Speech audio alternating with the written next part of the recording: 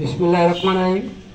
আজকের অনুষ্ঠানের প্রধান অতিথি আমারই বড় ভাই আলহাজ মোহাম্মদ গিয়াসউদ্দিন সাহেব।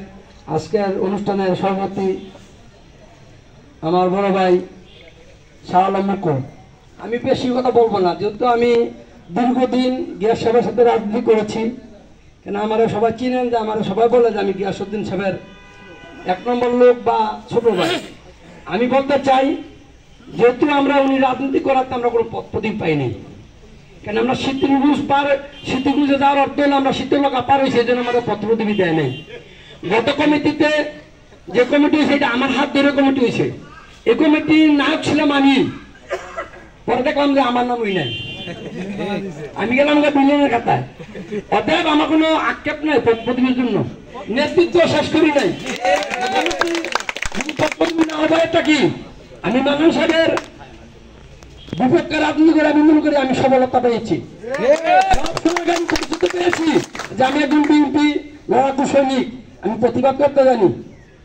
অতএব আমার পক্ষ থেকে আমি বলবো না, ৩ আসনে আমার বড় ভাই আলহাজ মোহাম্মদ গিয়াসউদ্দিন সাহেব নির্বাচন করবে, এই আশা আমি সোনারগাঁওবাসীর পক্ষ থেকে আহ্বান করছি।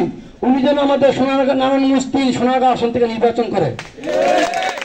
আর আমাদের সবার কাজ হলো, আমরা মিটিং মিছিল করলাম, এখান থেকে পারে গিয়ে আমরা মনে রাখলাম না, এটা যেন না হয়। যেহেতু আমরা উনি মারে নামবো, 8 গাঁট বেঁধে নামতে হবে। সামনে আমাদের 30শে মে 44তম মৃত্যুবার্ষিকী শহীদ প্রেসিডেন্ট জিয়াউর রহমানের, সেই অনুষ্ঠানটা যেন আমরা উনি ব্যানারে 10টা ইউনিয়ন, একটা পৌরসভায় অত্যন্ত মানে একটা করে হলো একটা স্ফুট যেন 11টা স্ফুট দিতে পারি, 11টা ইউনিয়ন পৌরসভায়। আমি সবার কাছে আহ্বান করবো, যারাই আছেন প্রতিনিধি হিসাবে ইউনিয়নের 10 জন 5 জন হলেও এই অনুষ্ঠানটা করবেন। আমি ঘোষণা দিয়ে আমার মেঘনাতে আমি জাঁকজমক ভাবে 30শে মে